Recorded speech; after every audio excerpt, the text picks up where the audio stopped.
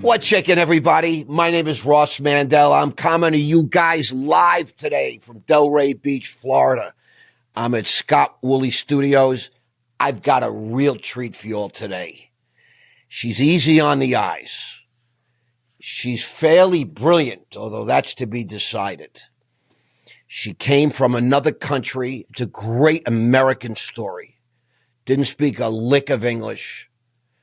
She came from a hostile country, at least as we know Iran today. And what did she do? She took advantage of the American way. She became educated. She became a professional. She wrote a really cool book. She taught herself the law. She learned about capital, the rules and laws of capital, something I myself devoted a lifetime to. Pattie Ehsaei. Like sigh. Hi. Yes. What's shaking, baby? Good to see you, Ross. How you doing? You know, it's good to be seen. I mean, I'll be candid with you. This is such a treat. I just love meeting women, but really people like yourself that were not born into advantage. Correct. Yeah. Tell us about your early life, where you came from. I mean, as much as you can remember that your family is. Sure. Yeah. So I was born in Iran and I lived there till I was 7. And in Iran, we had a really great life. My mother had an amazing career. She worked for the Shah of Iran. She was the head nurse of the Shah's hospital. Wow. So she was very prominent. She wasn't, she didn't get married until she was 28. And back then, it's like being 65, literally, right? I get it. Yeah. I get and it. So she had me when she was 30. And my dad had a great career too. So I would say in Iran, we were upper middle class. We had a great life. We didn't want for anything. Things were great. And then when the revolution happened, my parents were afraid that the new regime was going to come kill us. And that's because my mother worked for the Shah. And my dad actually had a lot of partners that were Baha'is. And one day my dad walks into his office. He just happened to be late that day. And all of his partners were slaughtered. Could you imagine walking into your office at work and seeing that scene? I can't imagine. It's crazy, right? Yeah. So after my dad saw that, he became very, very scared and said, you know what? We should leave to the United States. So we fled Iran out of the last plane that was allowed to depart from the airways. After our plane left, they completely shut down the airways. No one was allowed out. No one was allowed in. So we managed to escape. And it was really, really crazy because I remember as a kid sitting at home, and we actually lived in this compound that a lot of people that worked for the Shah lived. It was like a gated community, for lack of better words. And I remember hearing protesters outside of the gate and machine guns and helicopters waiting to come in and kill us. Did you see the movie Argo?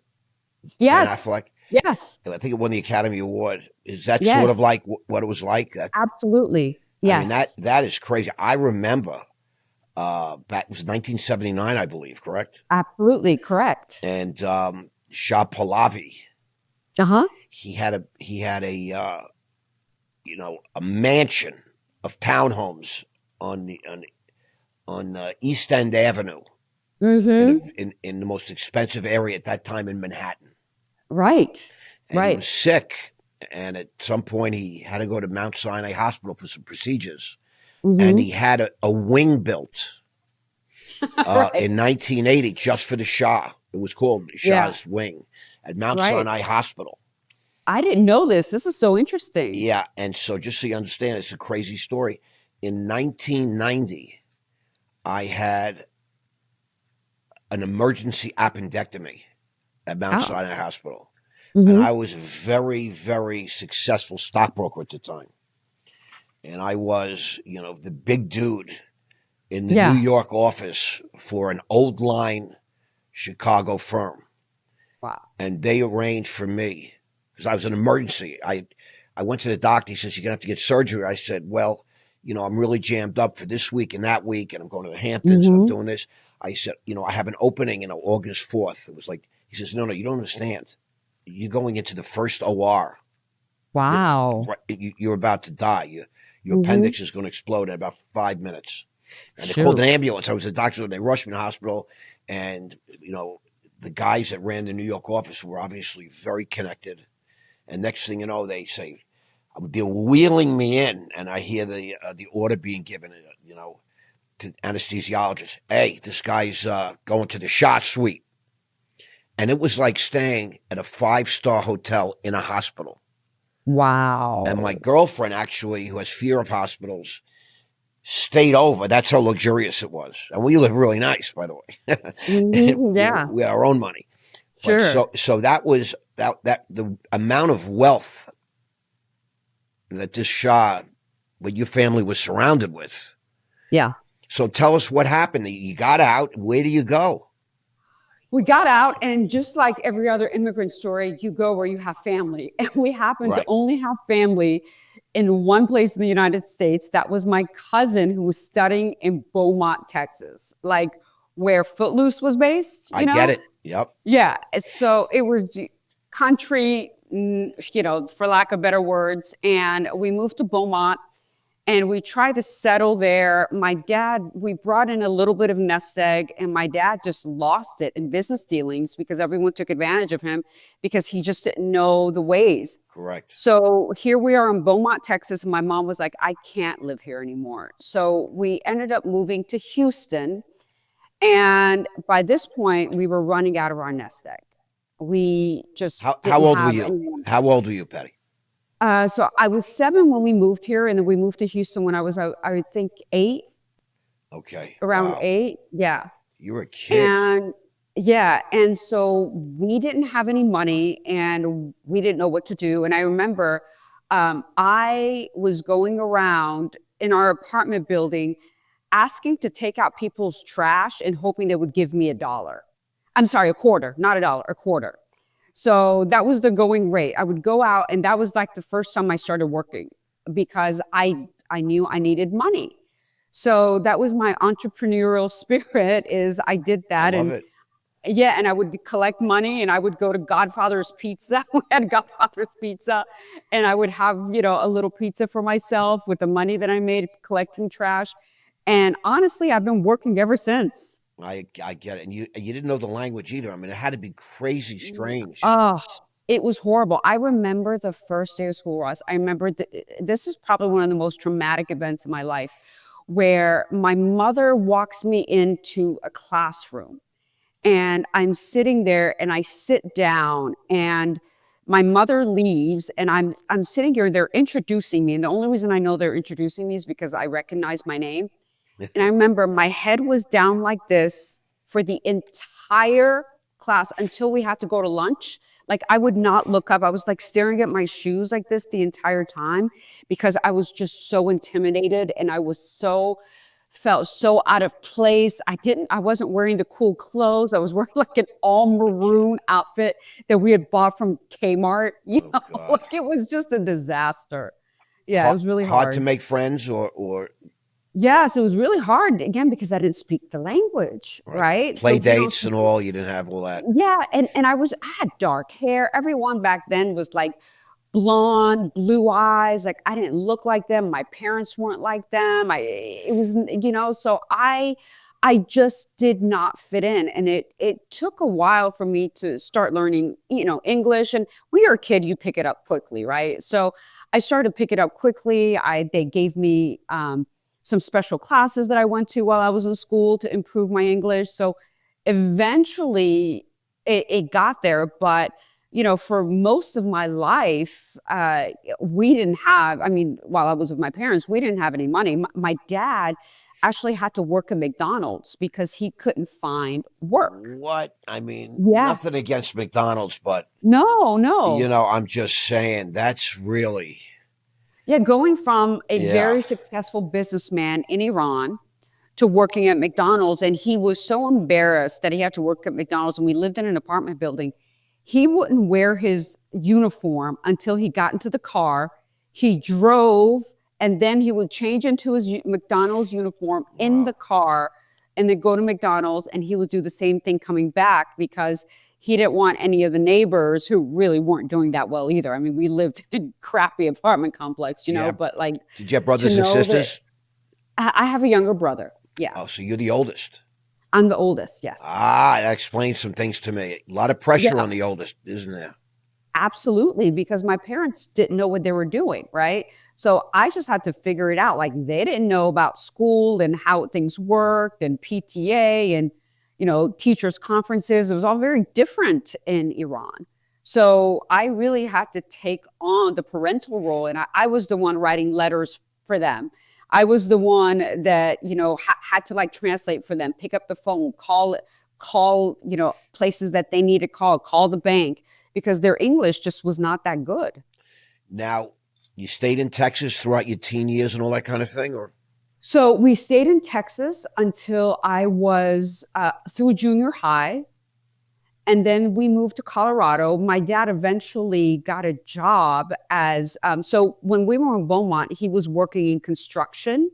He learned how to do construction because there was no other job for him. So he learned construction. Yeah. And construction pays, sort of money. Absolutely. Yes, absolutely.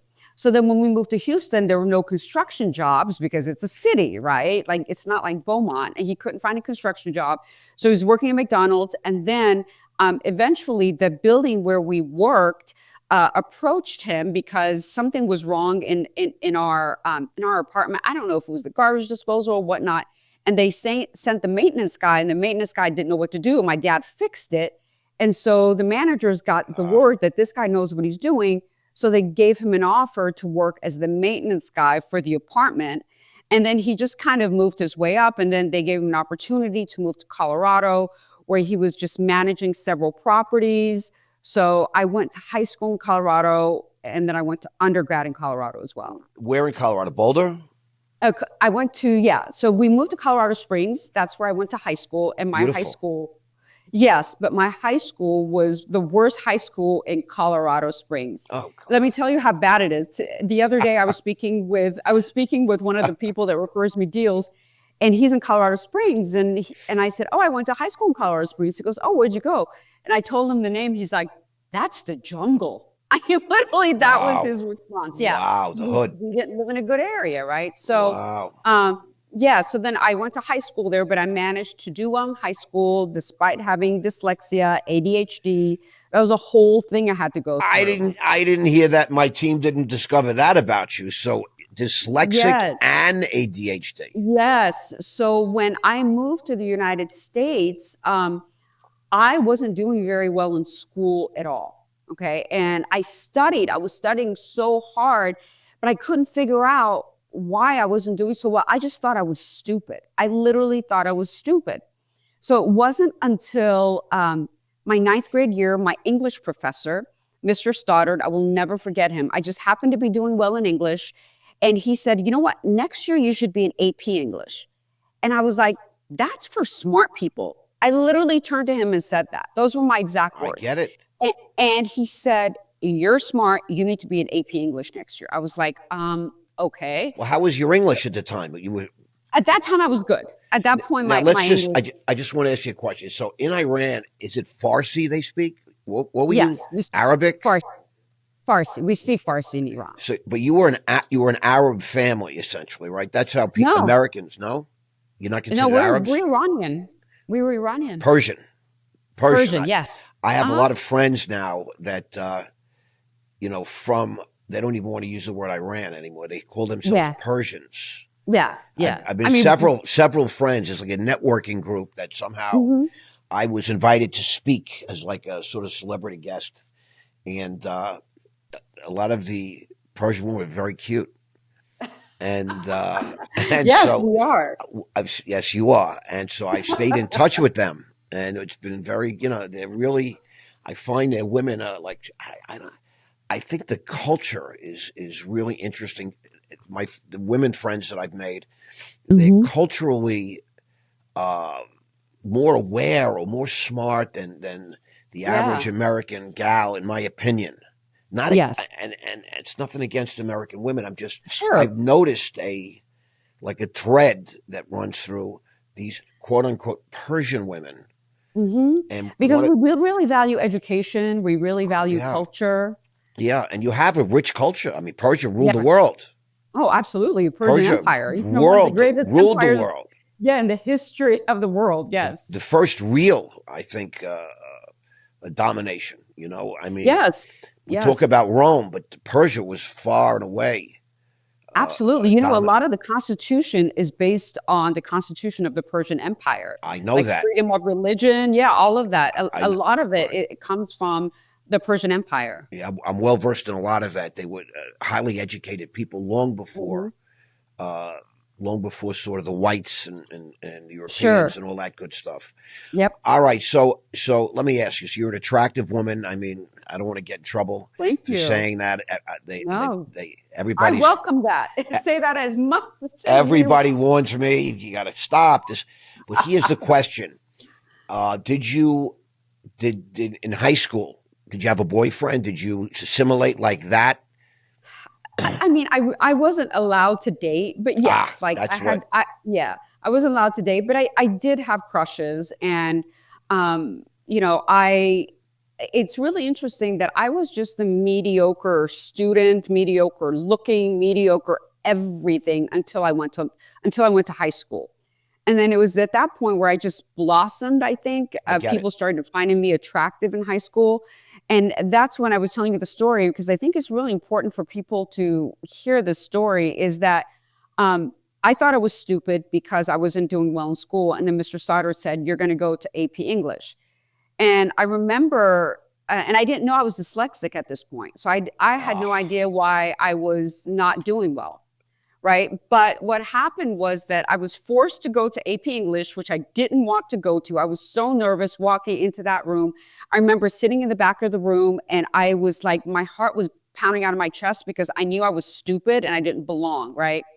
And then after a while, and this is what's led to my success, is after a while, I started to realize that I was just as smart as anybody else. When they would ask me questions, I was able to answer it. When other people were asked questions, if they couldn't answer it, I knew the answer.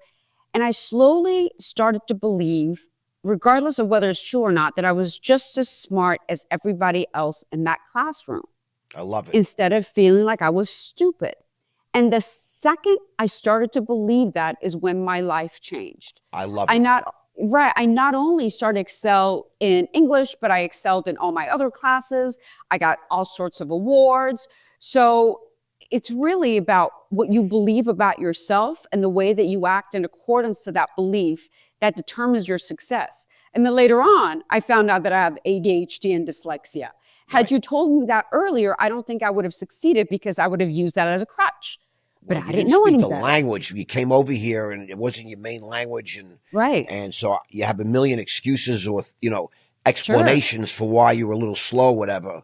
But to throw these other things, that's why you overcame so much. Yes, and you didn't even understand you had these sort of conditions. I mean, I'm not even sure what they call them, but I find that fascinating because I understand you went to law school. Yes. So then I went to undergrad, and where'd you go to undergrad? University of Colorado in Boulder. Okay, so that's a fun school, I'm told. Yeah, it was a fun school, and it was a really good school. It was the best school in Colorado. So I went there, and because I had dyslexia, I never did well on standardized tests. I get it. So so my grades were high, but my ACT scores, they were just average, So but I got into University of Colorado because my grades were good. I did well there. I went to take the LSAT again, just mediocre because what'd you get on the LSAT? Yeah, I think I got a 167. That's huge. What do you mean? No, it really wasn't back then. Listen to me. My daughter she started law school this semester. So I don't want to give away too much information. You've been through it. But she went through, the LSAT. I went through this whole LSAT thing. We had tutors, all these different things. And 167 is like almost Harvard. Well, that's back really then, a big number. They didn't think that was that high. So wow. So I wasn't able to get into a top tier school, but I got into a very good school, which was Loyola, University of Chicago. That's an excellent school. Yeah. Yeah. So I got into Loyola and I went there. And yeah, I did okay. I didn't do great. I wasn't top, but I really wanted to be a criminal prosecutor. So what I didn't have in grades, and again, I wasn't doing badly, but because of my dyslexia and ADHD, it was just so much harder for me, I can't even right? imagine how you got through that. Yeah, because You're really a beast, Pattie. You're a especially friggin' beast. thank you. And just imagine, Ross, especially in law school, back then you had like case law numbers that were like 25 numbers and letters, and Right. you had to go Like, find the book. I I could can't never even. find the books because I would always reverse the I numbers. can't even imagine. I So it would take me three to, and by the way, I was working three jobs while I was in law I was school. going to ask you, I how'd had you pay for all that? Yeah, I had two waitressing jobs and I worked at a law firm. So I would go to Wow. school. I would go to school from 9 a.m. to like my first year till 2. Then I would go to my law job until 5. And then I would go to one of my waitressing jobs. I would work until 10 or 11 o'clock at night. I would go home. I would study for like 3 or 4 hours, sleep, wake up, That's do the so same thing. crazy. That's so crazy. It's Right? hard enough. It's hard enough to just, have someone paying for your law school, and all you got to do is because you're a young woman. Now you're of age to be with a Yes. man, etc., and date, Yeah. and hmm and I'm living through this now with personally, right? So I Yeah. understand the stress and strains. First year law school. I mean, all this, Yeah. and yet you somehow you figured a way to get it paid and get through it, right? And Yeah, I'm I mean, I guessing you had passed the student bar, loans. Thank you. I mean, I had student loans, but right? student loans doesn't pay for everything. It No, just paid for your law school. And my law school was $30,000 a year back then. well, So I had my law school through student loans, but I needed money to live because my parents didn't have any correct, money to give right. me. It's a lot Right? more today. Not It is. surprising, right? It Everything's is. more Yes. today. Yes. Absolutely. Like Yeah. 30 grand a semester now. Right. Correct. It's really No. nuts. Correct. But okay, so you get through, correct? Yeah. So somehow I got through, and I took the bar, and I passed. Thank God, Did the you first really? That's time. a big deal. Yes. I've actually passed the bar in 2 states. I've passed the bar in Illinois and California the first time. Wow. And when I passed the bar, that was to this day, that was the happiest moment of my life. I understand that, especially now hearing your story. I mean, you've Yeah. been challenged with the reading writing thing, and Right. that's a big accomplishment for anybody. And I was working. So Right. most people don't work when Right. you're They studying just for the study bar. all day. Yeah. I know men that study all day and they didn't pass. It took them 3 times. Right, right. So just imagine like the determination I had that I was going to pass the bar. And I remember going into it thinking, okay, I'm going to do everything I possibly can. And if I don't pass, it just means that it wasn't meant to be because there's no other thing that I could do in order to, I get it. study more. So I studied exactly what, the prep review courses told me. I did all that. And I passed, and then I became a criminal prosecutor, and that was amazing. Well, I'm not thrilled about that, but okay. So let me just talk about you just talked about, if it's meant to be. Are you spiritual? I am. I'm not religious, but I am spiritual. I believe that there's a higher law. There's a higher power. Yes. In the universe? Yes, in the universe. Okay. Very interesting. I believe only reason I'm asking is because you just referenced sort of like a belief in a spiritual, Sure. event. If it's meant to Yeah. be, it's going to happen despite, Absolutely. all these different things. And we could talk about that for 2 hours, but we have things to cover here. So Sure. you now decide to work as a criminal prosecutor in one of the most crime-ridden cities in America today. Yes. Yes. In Chicago. Yes. I was a criminal I prosecutor. mean, I watched all morning about the governor Pritzker from Illinois. Yeah. And then this Mayor Johnson. And Mhm. Trump he just deputized 300 Yeah. National Yeah. Guardsmen because Yeah. there's like 50 people get shot every weekend, but there's no crime problem. And there's, Yeah. there's like Yeah, hundreds yeah. of people dying from gunshots in Yeah. Chicago every year, but they don't have a crime. They got it under control, he says. Yeah. There's definitely a crime problem in Chicago. And back then there was a huge gang problem. It still is. They say it still is a huge gang problem. It was, believe it or not, it was worse back then. The Latin Kings were really bad back then. So I was a criminal prosecutor, and I loved it. And I thought, you know, and this is what life is, right? So I finally passed the bar. I finally get my dream job as a criminal prosecutor. I was doing so well in the job. I was kicking ass.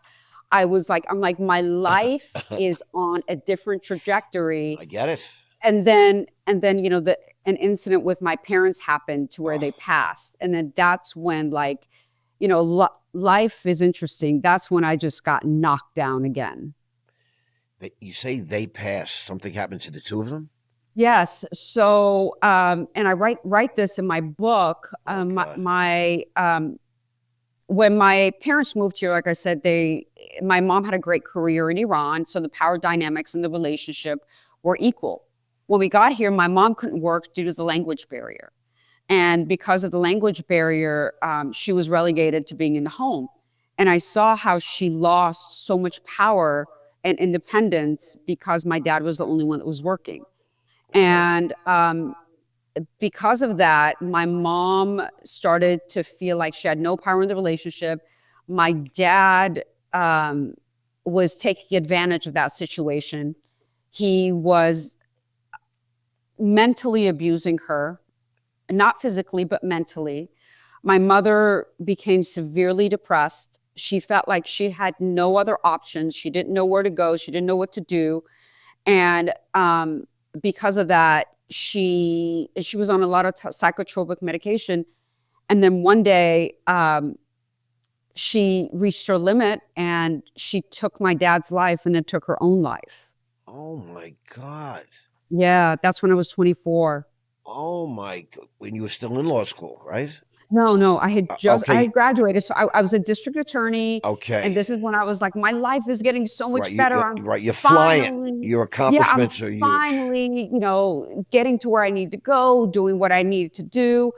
And then I lose both of my parents to this. In the same moment. I mean, it's... I thought I mean, I'm so sorry. I didn't know this, and I'm like stunned right now.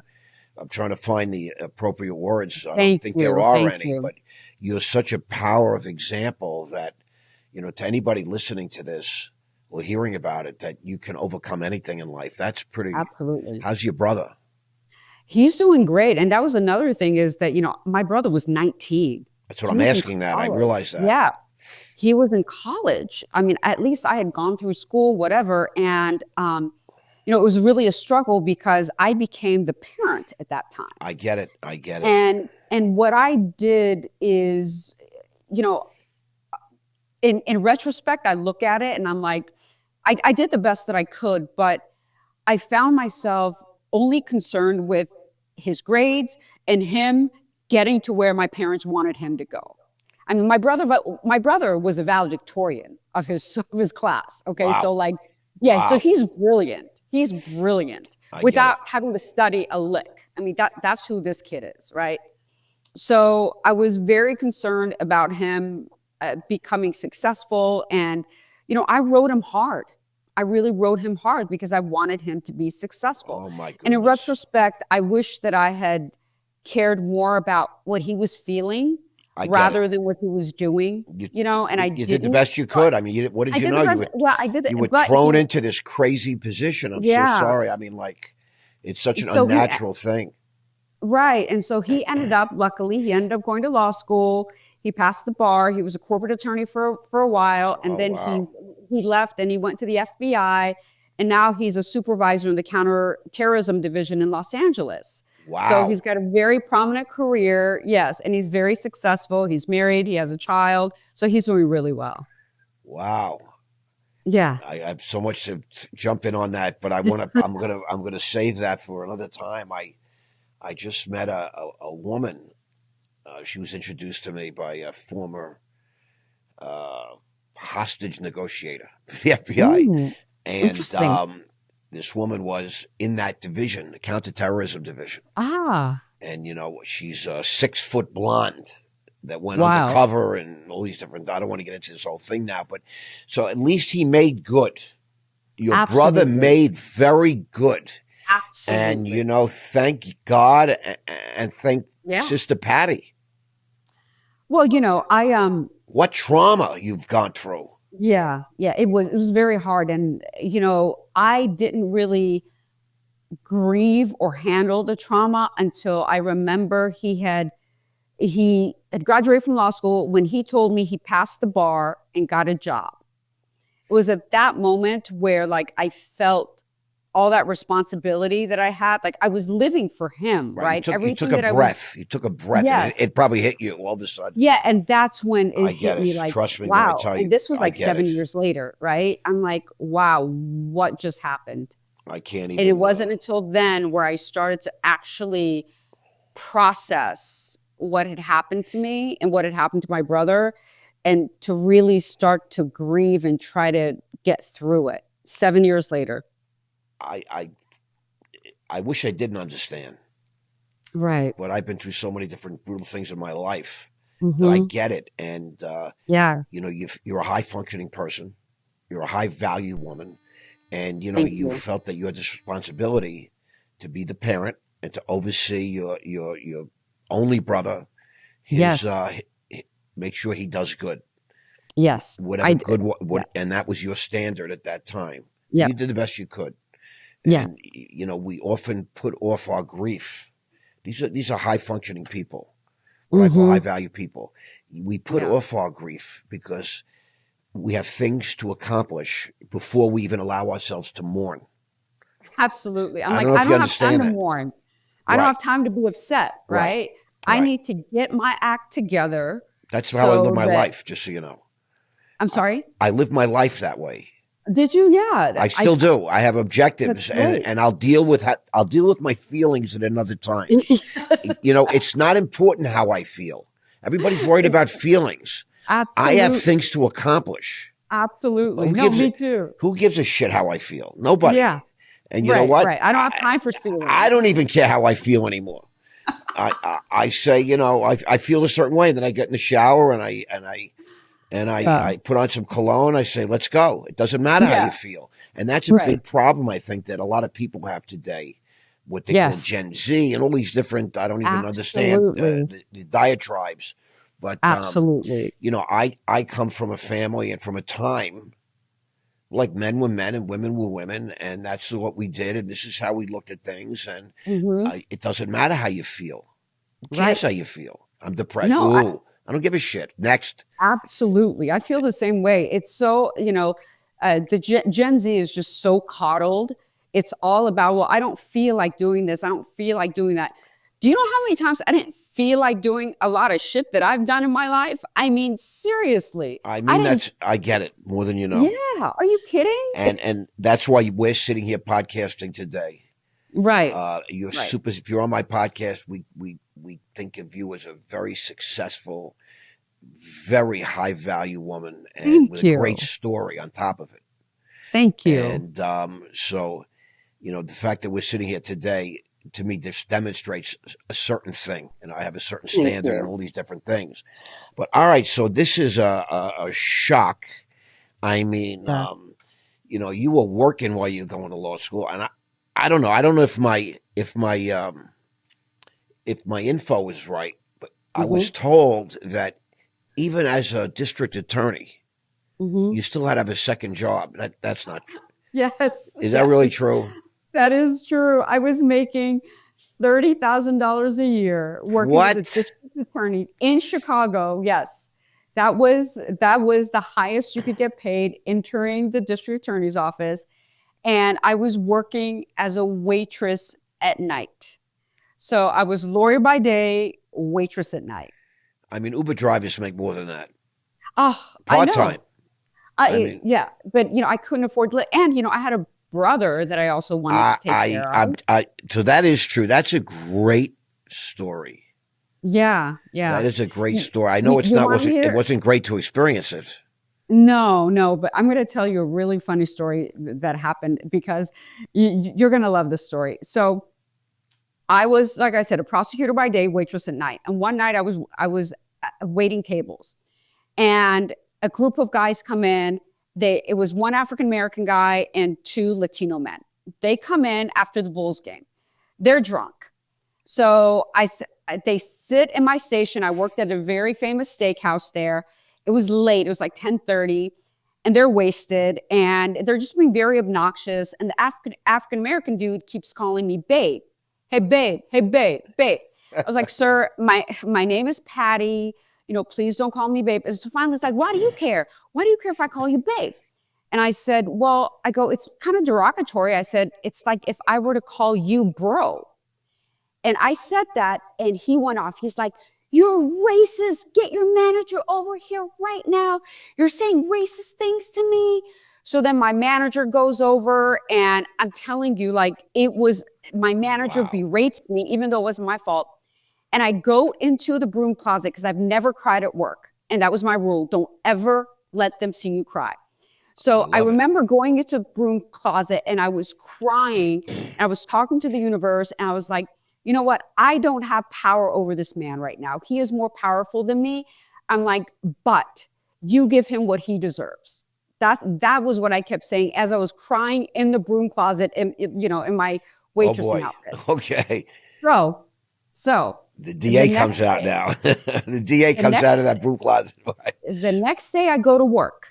I'm looking through the sheet of who's been arrested. I was in DUI court at that time because I just started. Oh, boy. And guess who got arrested for a DUI the night before? Bro. And is in my courtroom. I love it. So now I have all the power over him. Well, not all the power, but a lot. The judge has more power, but you really, a lot of the power. Yeah, certainly more powerful than he does. He's screwed. Absolutely. So when he saw me, you should have seen the look on his face. You should have seen the look on his face, because he at that point understood that what goes around comes around, and that you should treat people with respect because you have no idea who that person is or if you might need them the next day. He's probably thinking, why is the waitress in court? Yes. She looks just like that waitress. Yeah. So he comes up to me and he says, are you the attorney in the courtroom? I said, yes, sir. And he goes, please tell me you're the defense attorney. I go, no, I'm actually the criminal prosecutor. Please have a seat. So he goes and he has a seat. Bro. And he tries, and then he tries to get a public defender. And I knew he had a lot of money because I saw him pull up in a Rolls Royce. Oh. So he's trying to get a public defender. And I told the public defender what had happened. And I told him, this guy has money. So the public defender was like, I'm not going to represent this dude. F him, forget him. I get it. So yeah. So then he had to go and pay for an attorney, come back. We went to trial. I won. What a shock. And yes, I won. And he was sentenced. So that's the story I always tell people. My dad would always say, be careful which feet you step on, because they may be attached to the ass you got to kiss later. I love and that. I will never forget that. I love that. It's a great line, and I get it. That's why I'm nice to everybody. Yes, me too. But I'm just naturally nice. But, calling you babe, to me, you're a babe. But I will say this to you. If I step out of line and you say, call me Pattie, that's my name, I would immediately register that somehow I've offended you. And I get it. You have the right to be, it's, you're the server, but, I could call you waitress, but if you took offense to that, there's a lot of heightened sensitivities today. You know what I mean? And exactly. And I know that I'm not I'm not a politically correct guy, but you have to be respectful of people. Absolutely. Absolutely. And I get that. And that's a great story. Thank you for that. Funny, right? Yeah. That's like it's almost unbelievable. It's such a I know. story. That's it's almost unbelievable. And that's why I just love it. The truth is often stranger than fiction. Absolutely. All right. So now you're working as a waitress. I just can't believe that. And, you went through law school, you become, and this government can't pay you. And they're robbing like crazy out the back door. Everybody in government's on the take, but the attorneys are getting cheated. Sure. DAs. All right. So now what happens in your life? I mean, at some point you moved to LA. Yeah, so I was a district attorney, and then I started dating this guy, and that relationship was awful. He was very controlling, but he caught me when I was at my most vulnerable. It was 2 or 3 months after my parents had passed. Oh, He was also Persian. He was 11 years older. Like, he gave me this sense of stability that I felt like I lost when my I parents understand died. that. Yep. Yeah, so I was willing to put up with a lot more nonsense that I normally would have, just because I was so vulnerable and I was just looking for an anchor. But I started dating him. We were together for 5 years. He moved to California to open a business in San Diego. And I moved with him because at that point, I was so tired of the Chicago winters. I mean, it was awful. You know, Chicago's winters were just unbearable. Terrible. I've been there many Horrible. times. Michigan Avenue, walking in January, Yeah. you want to cry. It's Yes, so that cold. wind, right? The That wind whips blew off the lake. It's crazy. Oh, horrible. Yes. So I moved to California, and I very quickly realized that he was not the one for me. And I knew that in Chicago. There are things that happened in Chicago that made me understand that he wasn't the one for me, but I wasn't ready to let go. Moved to California. I finally realized this guy's not the one for me because the way that he was making me feel, he was so controlling. And so I had a friend that lived in Los Angeles. She married a very rich guy in Los Angeles. She lived in this huge home. It was just she and her husband. And she was my best friend in law school. She said, hey, if you need somewhere to stay, come stay with us. I'm alone. Why not? My husband works all the time. He was an investment banker. So I left and I moved to Los Angeles. I love it. Yeah. Yeah. And I didn't have a job. I left with $200 in my bank account because I was studying for the California bar and I wasn't working. And you passed it, by the way. And I passed it the first time, right. But I was studying for the bar, so I didn't have a job. So I came to LA 2 weeks before the bar. And just imagine your mindset of you leaving the person that you've been with for 5 years and then having to take the bar 2 weeks later. I took the bar and then I was waiting for my results, and I'm like, okay, well, I got to work. Like, I can't just like hang out. I have money, right? Right. So I was like, what am I going to do? And I was trying to search my life. I'm like, I could go back to waiting tables. You know, I could always do that. But one of my friends, he went to a job fair, and he's like, hey, you want to come with me? And it was a finance job fair. I wasn't there to find a job. I just really went with him. I get it. And so I was waiting by the door. I'm like, hey, are you finished? Let's go. And Wells Fargo happened to be there. And I was speaking to the guy, and he was with the merchant services department. And the merchant services department is the area that sells credit card processing. Correct. So he liked me, I liked him, and he's like, hey, you want to come work for us? And I was like, dude, I'm a lawyer. I'm not going to go schlep merchant services, you know? But what I've always been very cognizant of is the future. I always have a long-term eye on what happens. I'm not very short-sighted. So I started asking questions like, okay, what are the advancement opportunities? When can I become a manager?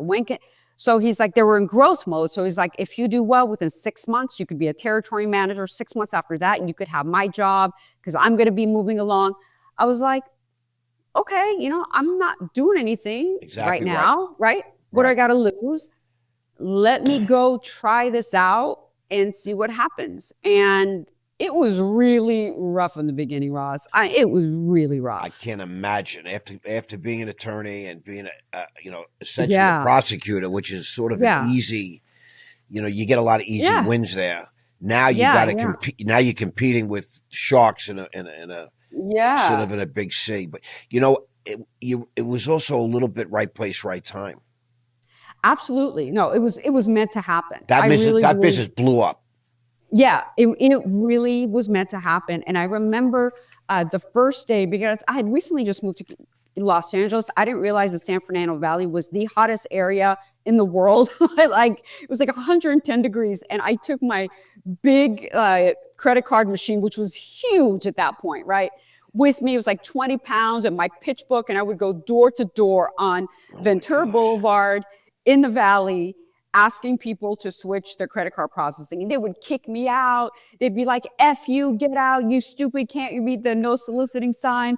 And I remember that first day I got in my car and I finally looked in the mirror, my mascara had dripped all the way down my face. I looked like I was in a Halloween costume. My hair was frizzed out to here. I go to take off my heels and it was stuck because the blood blister I had on my foot. I mean, that's how bad it was. Yes. But you know what? I went home. I washed the day off me. I kept going back. Within 4 months, I was the #1 salesperson in the country. Wow. 2 months after that, I became a territory manager. 4 months after that, I was the regional manager, and I just kind of worked my way up in finance. So you learn the game by schlepping around, Yes. grinding. I try to teach my people this. You know, I have a mastermind program, and I'm coaching a lot of people, and I'm like, you know, things sound glamorous, and you know what? We clean up nice and we make it look glamorous, but at the end of the day, it's a grind until it's not. Until it's absolutely. Not. And I love grinding. I'm a grinder myself. You know what I mean? Me too. It's Me too. I'm not one of these great conceptual guys. You know, they talk about Elon Musk. This guy slept on the floor for 6 months, and it wasn't a marble or granite floor, by the way. Right. And you know, worked 18 hours a day to become Elon Musk, and he still does. He still does that. He sleeps in the office. This, that. He's running 5 companies. What a shock! He'll be a trillionaire. And but I love it. So yours is a story of schlepping and grinding. And you know, I hate to say, you poor women. You know, women in this arena have to wear heels. And I always felt like as a man, I had such an advantage because women are schlepping around. And I get to wear regular shoes, like, you know. Yeah. And women, I'd be looking at these women, I'm like, how do you do it? They say, since I'm a little girl, I've been walking in heels. I'm pragged. But you run home and they put their flats on. I love to walk around. I know. I have 2 daughters, so we have this conversation. You know. Yeah. And I get it 100%. But so you're wearing business suits. You worked for Wells Fargo, right? For years, right? And you learn the money game. Yes, I learned the money game. So I slowly started to move up at Wells Fargo. So then after merchant services, I went into their business banking division. So then I was a manager there, and then I became a regional manager. After that, I went into raising money for private equity funds. So I did that for a while, and investment banking, did that for a while. So I really learned that game. And then when the market crashed in 08, 09, you know, all the raising money for private equity, all of that shut down. Right. So then I went back to a big regional bank, about $200 billion. It was called Union Bank, that now has been bought out by US Bank, but it was a pretty big bank in California. So I was the regional manager there. And then I just, you know, started to move my way up. And now I do mergers and acquisitions financing. And then that's when my kind of TikTok career started. Okay, so you're an M&A to this day, or? This day, yes. And I still do. With a major company, major bank, or? Yes. So we are a subsidiary of MassMutual. Oh, and yes, we're a non-bank lender. It's not a bank, thank God, because when you work for a bank, you know, you've been in finance. Like there's so many regulations. I owned a bank. I owned a bank. Oh, you did? Okay, so you know. I owned. There's so many regulations. Yeah, kill me. You can kill me now. I'll never work in a regulated business again. Yeah, but I don't have to, so that's good news. But so MassMutual is a monster insurance company. Yeah. Mm-hmm. Yes. So they own us. Yeah, we are the M&A lending arm of MassMutual, and I love it. Yeah, so I do that, and then let's explain to the audience what that is. So you basically will provide financing. Let's just say I own a small media company, right? And I'm interested in acquiring a publicly traded media company. Yes. Okay, and I have a background in that, and I might come to you guys and propose, I want to do this and that, and sit down with somebody like yourself, and you'll see, you'll try and understand my proposition, the wisdom of advancing me funds to acquire another media company. Absolutely. See, this is why I love people in finance. You said it exactly. Okay. You're Well, like, I have experience. That's like, you know, the underwriting criteria. Yes. right. I've actually acquired many companies, Right. both Exactly. friendly and hostile. I've rolled up companies, public, Yes. private, etc. So yeah, And that's exactly what I do. and I'm I about to provide do the it. And I'm finance. about to do it again. So, Congratulations. I well, love that. it's ongoing, but Good. I always put it out there and Yeah. let the universe know, and Yeah. then I make it happen. That's what's happening right now. Amazing. Amazing. I Yeah. love that. Keep your eyes open for raw media. But so All this right. is really, really cool. You went from this little dyslexic Iranian girl Yeah. that knew nobody, Mm-hmm. didn't speak I the think. language, came from really, Yeah. even worse than coming from nothing. To have it Oh, and to lose it yes. is much tougher. Once you have a taste of good thing, fine, especially Yes. women, I hate to say it, but I have Yes. daughters. Once Yes. you taste, amazing how you creatures adapt to the finer things in life. It's just crazy. It's Absolutely. amazing. My mother would always say, if you really want to destroy someone, move them up in their lives and then bring them all the way down. She would Trust me always say when I that. tell She's like, you. that's the worst thing you can do to somebody. It's, but then getting it back is even that much sweeter. Yes, absolutely. I've done that myself. This is Ross 3.0 you're meeting today. But so this is really a wonderful story. And when I read, my team did prepared a little dossier on my raw media clipboard. And I feel like I got to know you a little bit. And so all of a sudden you're on TikTok. Explain how that happens, an M&A girl. Yes. Yes. To me, I don't even understand that. And I'm a social media influencer. I just made 100,000 followers on Instagram, organic. Nice. Great. Yeah. It's we did it in less than a year, which is crazy. Amazing. Yeah. Amazing. But yeah. So for me, right before the pandemic, I did a lot of work with Big Brothers and Big Sisters. And I was a big sister in the program, and I was scheduled to go speak at a few events for Big Brothers and Big Sisters. Explain what that is. I know, but explain what that is. Big Brothers and Big Sisters is a program where they bring in underprivileged children or kids, and they put them with a brother or a sister, quote unquote. You become a big brother, big sister, and you're a mentor to them. So you spend time with them, and you coach them, and just mentor them. It's like a philanthropic program. It's a charitable program. Absolutely, yes, absolutely. So I was a big sister in that program with two different sisters. So it was great. And I was supposed to speak at an event. And then when the pandemic happened, everything shut down. So then I had all these great ideas in my head. And I'm like, I have no platform. What am I going to do? Like, these are the things I want to teach the kids. So at 2:30 in the morning, I woke up and it hit me. I'm like, I'm going to start making videos. That's what I'm going to do. What a gal you are. I love it. And you were locked in. California was like the worst, right, for lockdown. Oh my God, Ross. We were locked in. So I decided I was going to make videos. So I started making videos. I first was on YouTube. I was making like 5-minute videos. And that was too long. Like, I was getting 25 views on a good day. So I basically did the analysis. And I realized that after about 1:25, people were just jumping off. And I was like, okay, what should I do? And at that point, TikTok was only 1 minute. You could only do 1-minute videos on TikTok. I'm like, you know what? I'm going to do TikTok. So I locked myself in my room the day after Christmas for like 3 days, like between New Year's and Christmas when nothing's going on. Oh, yeah. Yeah, for 4 days. And I made 100 videos, 100. Wow. And yes, and I sent them to my editor, which is my niece. She used to have a TikTok channel. So that's so cool. Right. So she knew how to edit. And I did 100 videos a month for months. I mean, that's not easy. People don't understand. It sounds, it's a lot of work and effort. You got to think of things to say, right? I mean. Absolutely. It was so hard, but I did that. You got to change your outfits? Every time. You should see, like, on the side, I would have like this rack of like just shirts. I would change the shirt. It's so funny. I do know. I believe it or not. That's why I bought I have 5 of these shirts. Yeah. 5 of them. I just wear black shirts and jeans, black shirts and black jeans. I mean, it's like for men, it's a lot easier. Yeah, right. But women judge. I hate to say it. Women absolutely, judge. Yeah. And you want to look good too, I get it. Yes, I really get it. Right? So you are now making TikTok. And did you have to get it clear with your employer?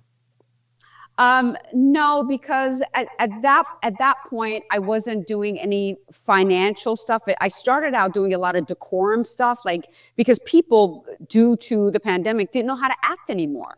So I was teaching them how they're supposed to behave in public, It was a how you're crazy time. supposed to It was a act. crazy time. It was like what you're supposed to wear. Like you can't wear sweatpants to work anymore, I was doing a lot of that, and then I slowly started to come into finance and female empowerment, which is where I ended up. And now I have over 1 million followers on TikTok. Say that again. You have over 1 million followers? Over 1 million followers on TikTok. That's a big deal.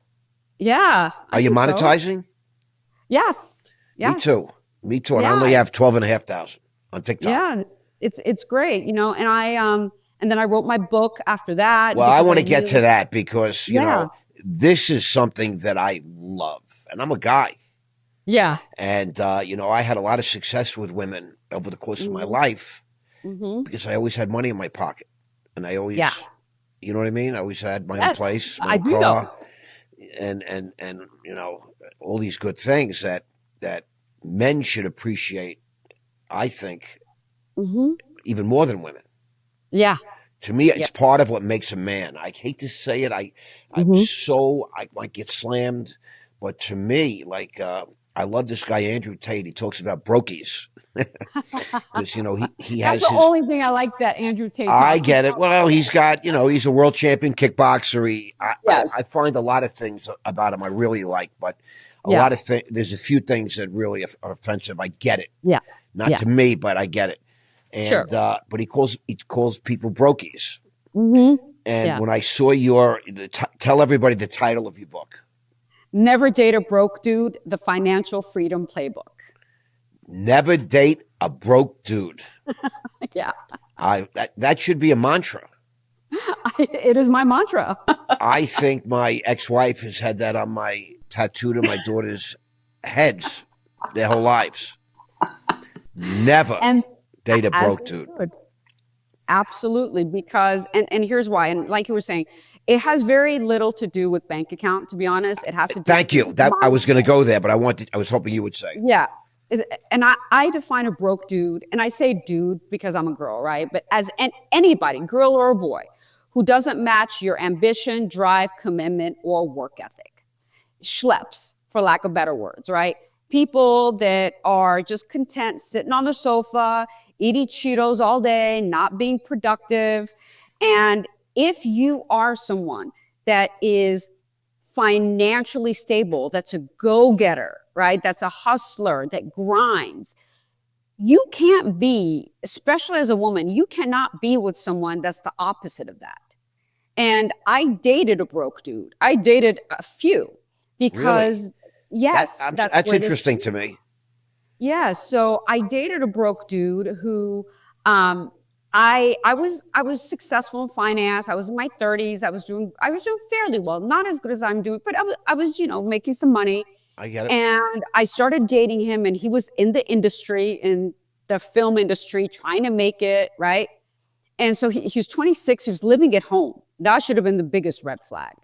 He was living at home. Well, here's the thing, I'll say like this, because now that I'm a little bit older, I have a really different view of everything. Now, if there's a guy that's living at home, if he says to you, listen, I don't pay for food, I don't pay for rent, so I'm taking all my money, I'm investing it in this career, I'm investing in this. Right. So, then I have respect for a guy like that. Right, that's I have no problem with that, because guess what? It's all a mindset. Correct. To me, being broke is a mindset. Absolutely. I know guys that making $500,000 a year, and they're broke. Yeah. And they're broke. No. Yes, I'm so glad you said that. I talk about that. I'm like, I know people that make $1 million a year that are broke as a joke. Too. Up here, they're broke.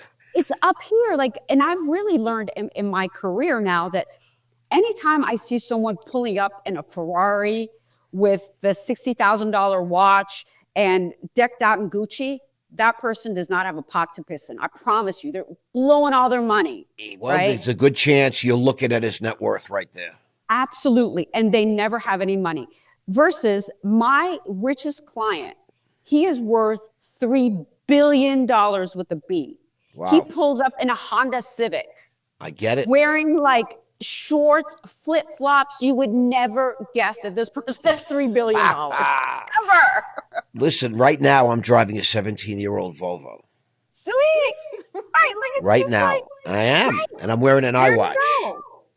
See? Right. That's what I'm saying. It's those people that are all show and no go. So it is a mindset. I get it more than you can ever know. And that's what I love about this meeting. You know, we've never met before, right? No, we have not. Never spoken before. Never, no. And yet I feel a kinship to you. I feel a Me connection. too. Me because too. we're of a very similar mindset. Yes, and not just a mindset. We both have a great deal of life experience with this mindset, right? You've been this way since you're a kid. Oh yes. I mean, you can develop it, but in the course of my life, you know, whatever it is, you got it. Thank you. So do you. And I see that do. in you as well. I believe that I do. And absolutely. And I'm just never satisfied. My biggest fear in life is not failure, is mediocrity. Me too. Oh, that's my biggest fear in life. I can deal with hitting bottom. And I can deal with, you know, blowing up. And you show me a billionaire, I'll show you a guy that failed 3 times in his life. Absolutely. And I've dealt with almost every one of them, by the way. But you know, to settle for mediocrity, I mean, you know what I mean? That's to me, that's really, it's really like just giving up. Like I say, like, this is your life, Pattie. Pattie, you get to be the star of your life. What kind of hero are you going to be? What kind of star are you going to be? Right. So take a chance, you know, live it up a little bit, you know, make it count. You don't get a do-over. Right.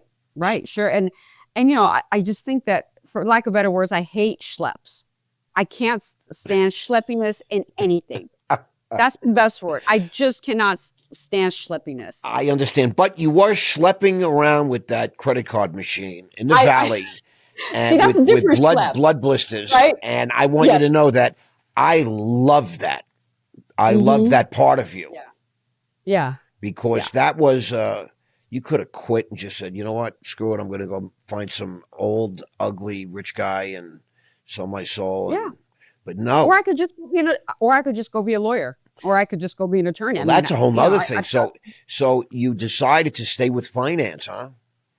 Yeah, because really the only type of law I ever wanted to do was be a criminal prosecutor. I just really liked that. I didn't want to sit behind a desk. You know, I have ADHD, I have dyslexia. I can't sit behind a desk all day. Interesting. So I figured, you know what, let me give this a shot and see what happens. And I make more money now than I would have ever made being a lawyer, even back then. So I'm like, well, why go back to something? But I still keep my law licenses and I still have them in case something happens. You know, I have a fallback plan. Do you find that your law degree, let's call it, it earns you a lot of respect, I believe, in business? It does. And it really helps me in everything that I do. Everything, because I understand the legal consequences. I know how to read contracts. One thing that law school teaches you is how to process and go through a lot of information and pick out the important aspects of it very quickly. So although I do have a learning disability, anytime I go through something that's long, I can go through it a lot faster than most people can. Right. And it's just really great training. It's great training. I told my critical daughter, thinking training. I told my daughter, I said, I don't give a shit if you spend 1 minute lawyering. Right. Whatever industry you decide to go into, you're just going to walk in and be, walk in and get a job. Right. When you walk into a company, doesn't matter which company, and they know that you're an attorney. Yes. Guess what? You have immediate respect. You'll get a higher salary. Absolutely. You can flaunt it. You can trade on that, etc. Yes. So absolutely. I get it. And the funny thing is, she does love this criminal law. That's her favorite class. Good. It's so much fun. It's so much fun. Crazy. The case law is so interesting. So you wrote this book, Never Date a Broke Dude. Mm-hmm. And where can we find that book? You can find it on Amazon, Barnes and Noble, on my website, anywhere you find your books. And really, the title's funny and catchy, but the most important thing in there is to teach women financial independence. And I wrote it to honor my mother. I love it. Right. I wrote it to honor my mother because I wanted to use her story as a catalyst for change so that no other woman suffers like she did. And that comes from being financially independent and being able to stand on your own 2 feet. Bam. So you can leave situations that you don't want to be in. That's what it's about. It's about giving you options and power and control over your own life and destiny. That's what we teach our daughters. We say, amazing. We never want you to be dependent on a man. So Absolutely. If you want to be with a man, it's because you want to be with that man, not because you need him to pay your rent or pay your bill. And exactly. And both my daughters are like real, great. They took that to heart.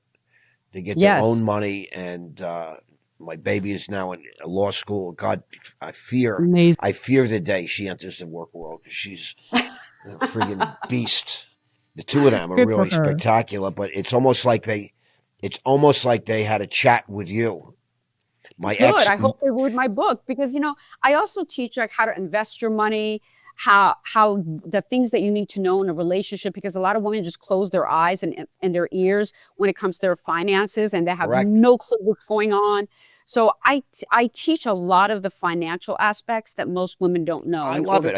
Do you invest in the stock market? How do you feel about the stock market? Yes, I do invest in the stock market. Yes, I do, and I do mostly ETFs and index funds, but I do have positions in like Planeteer, Tesla, Innovex. I have some positions here and there. Keep an eye on IonQ, IONQ. IonQ?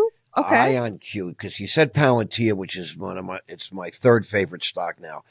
Yeah. Peter Thiel's company, Alex Cobb's CEO. Yes. But IONQ. I wish I would have known you a few weeks ago because it just moved from like 37 to 80. Wow. Yeah. It's making all now new it's highs. time to get in before it gets higher. It's time to get in. Yeah, I think it'll be 200 to 300 next year.